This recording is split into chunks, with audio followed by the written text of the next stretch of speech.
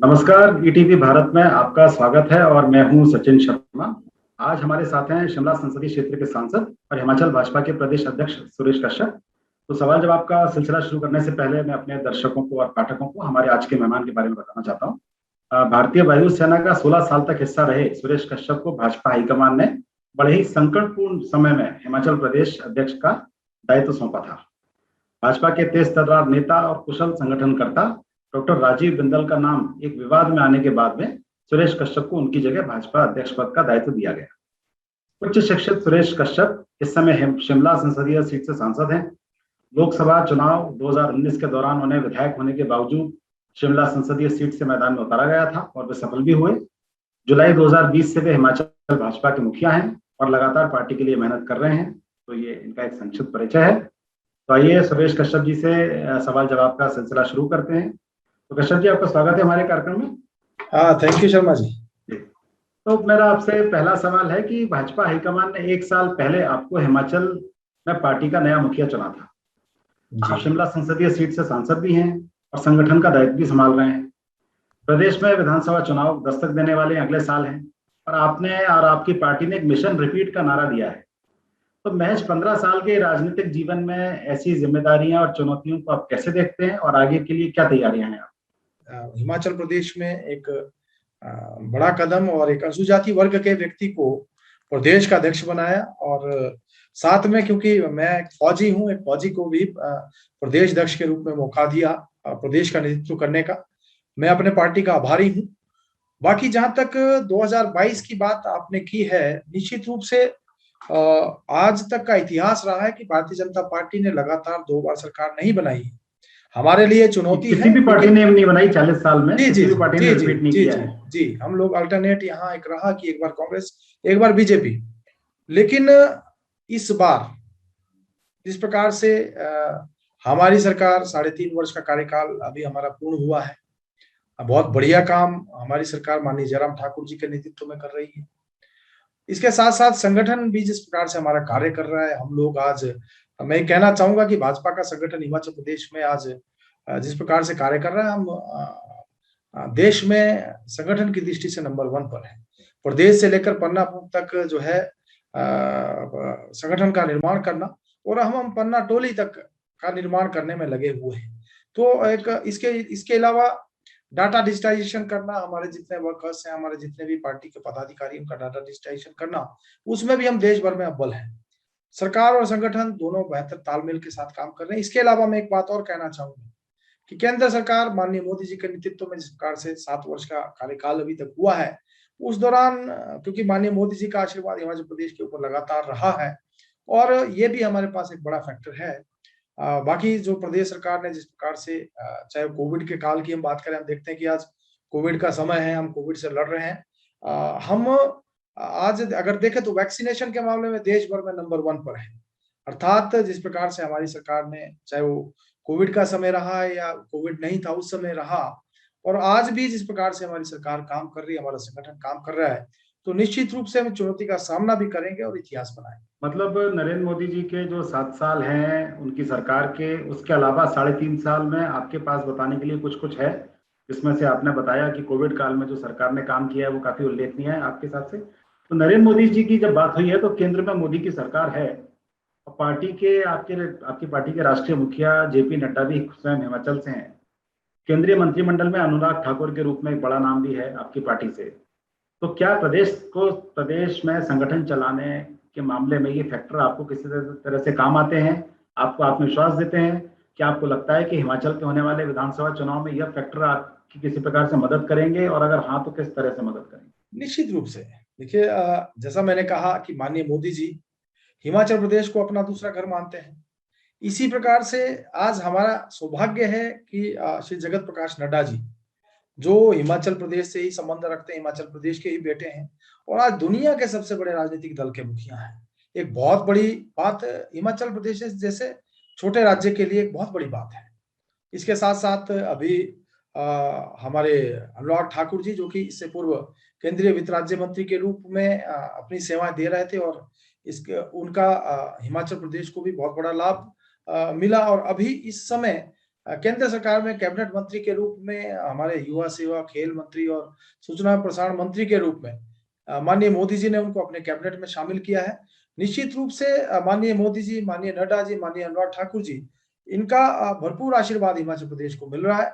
आगे भी इसी प्रकार से मिलता रहेगा और प्रदेश सरकार और केंद्र की सरकार और हमारा जो संगठन के शीर्ष नेतृत्व माननीय नड्डा जी, जिस प्रकार से उनका लगातार आशीर्वाद हिमाचल प्रदेश को मिलता है, हमारे लिए हर प्रकार से उनका मार्गदर्शन, उनके दिशा निर्देश और उसका हमको बहुत फायदा मिल रहा है। निश्चित रूप से उनके मार्गदर्शन में जहाँ भारतीय जनता पार्टी हिमाचल प्रदेश में सुदृढ़ हुई है और आगे बढ़ेगी, इसी प्रकार से माननीय मोदी जी, माननीय अनुराग ठाकुर जी, इनका भी लगातार आशीर्वाद हिमाचल प्रदेश को मिल रहा है। कश्यप जी, अभी आपने अपने राजनीतिक जीवन के बारे में बताया, 15 साल का आपका राजनीतिक जीवन काफी हैपनिंग रहा है, लेकिन जैसा जितना कि हमें बताया कि राजनीतिक जीवन के नजरिए से देखें तो आपको अचानक ही बड़े बड़े दायित्व मिले हैं।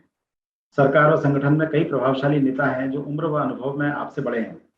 आप इन परिस्थितियों में कैसे तालमेल बिठाते हैं? जहां तक पद का सवाल है तो आप पार्टी के प्रदेश के सर्वे सर्वा हैं, लेकिन कई बड़े नेताओं के साथ में आप तालमेल कैसे बिठाते हैं और उनका आपको अपेक्षित सहयोग मिल रहा है कि नहीं?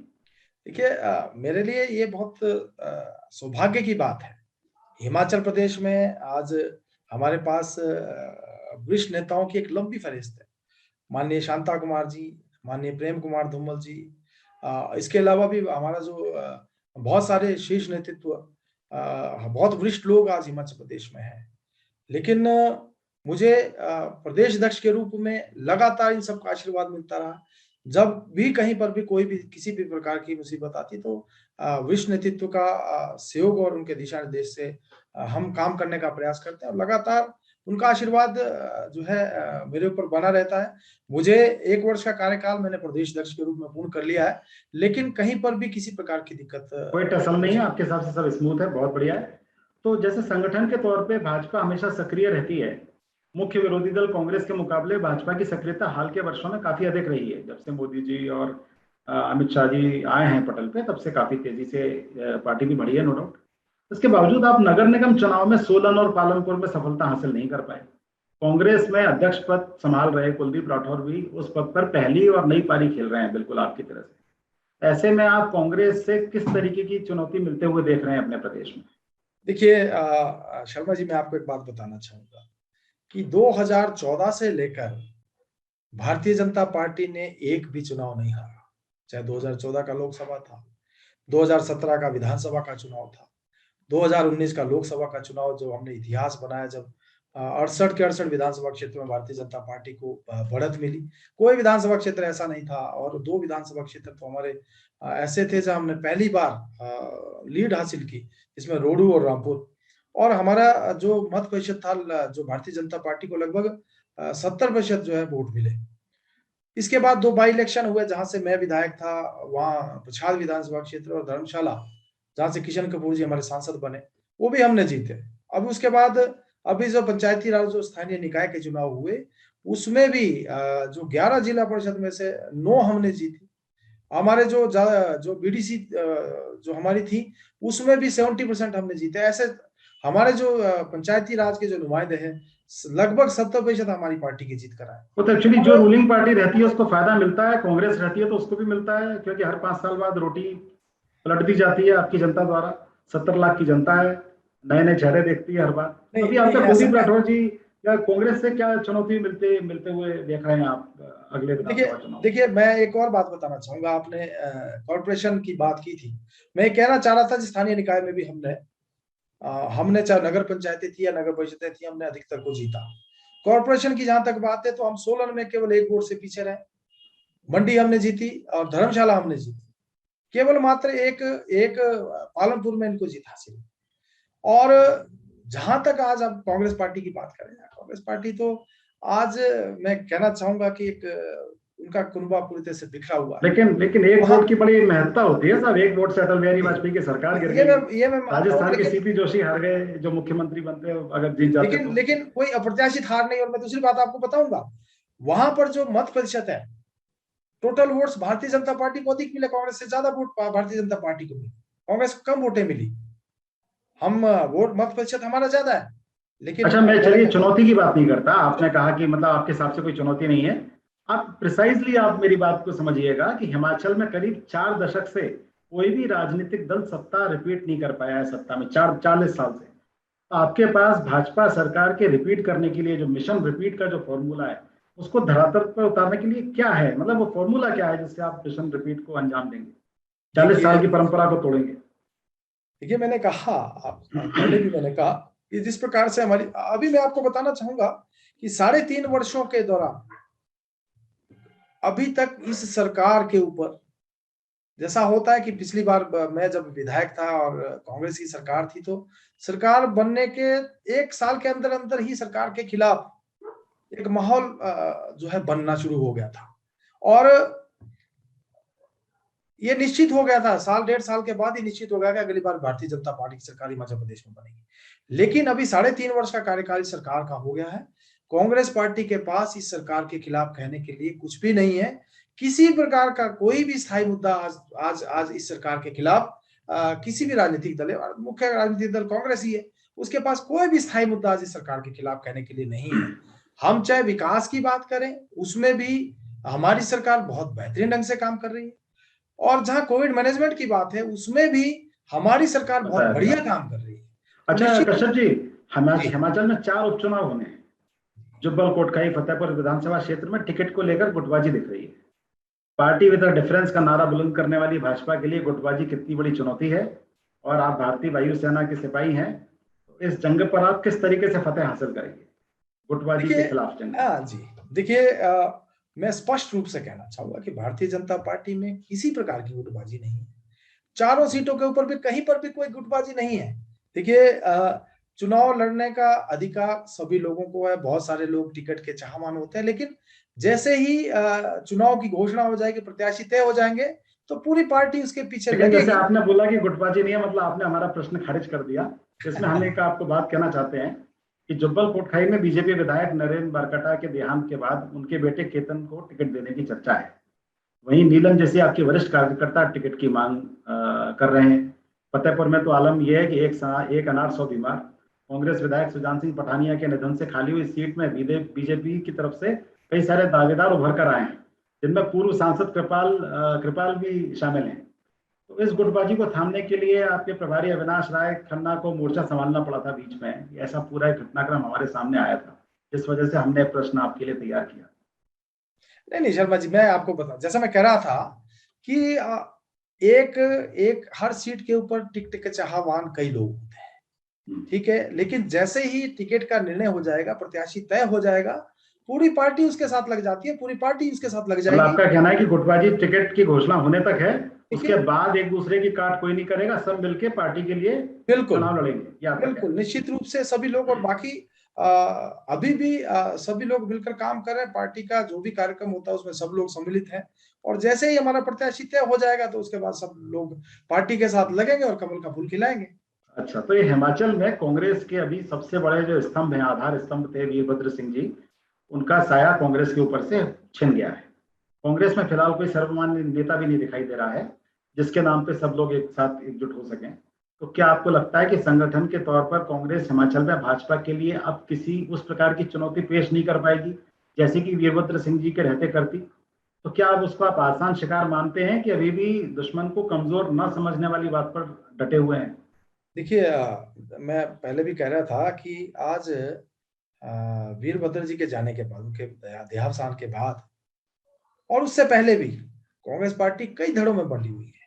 हम्म। लेकिन अब श्री वीरभद्र सिंह जी का जब देहांत हो गया, उसके बाद तो एक होड़ जैसी कांग्रेस पार्टी में लग गई है, और हर कोई मुख्यमंत्री बनना चाहता है।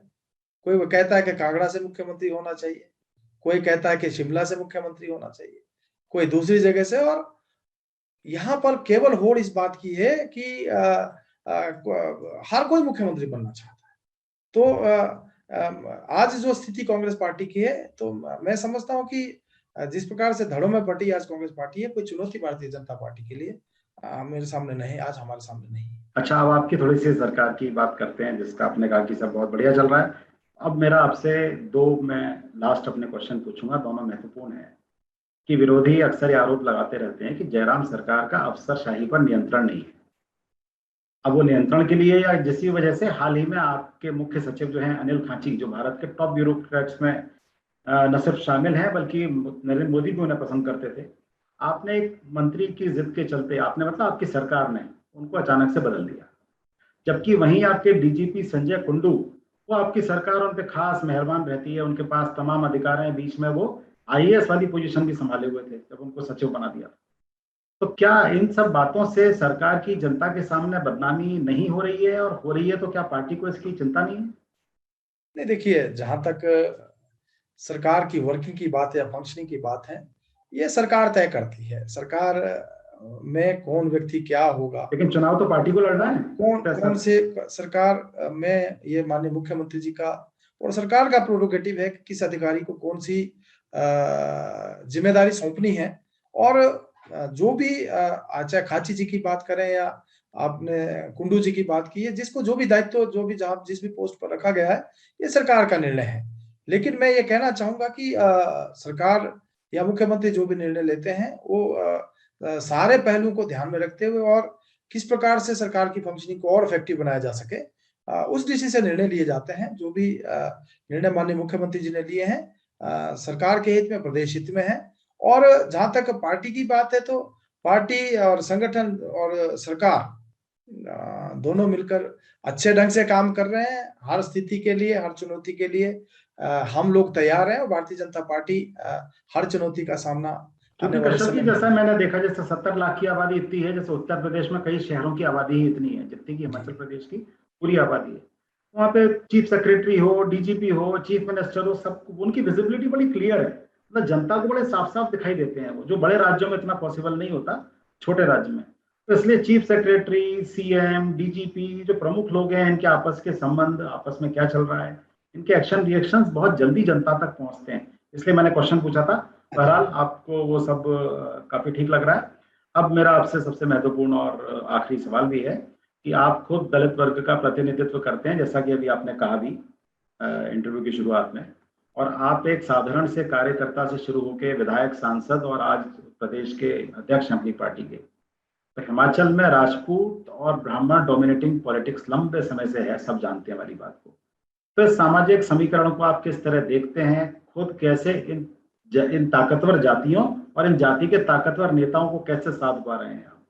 देखिए, मैंने जैसे शुरू में ही कहा था, शर्मा जी, ये केवल भारतीय जनता पार्टी में भी ऐसा संभव है कि कोई अनुसूचित जाति वर्ग का व्यक्ति, जिसको कि भारतीय जनता पार्टी का प्रदेश का मुखिया बनाया जाए, और एक फौजी को और एक अनुसूचित जाति, एक दलित वर्ग के व्यक्ति को प्रदेश का मुखिया बनाना, तो मैं पार्टी का आभारी हूँ।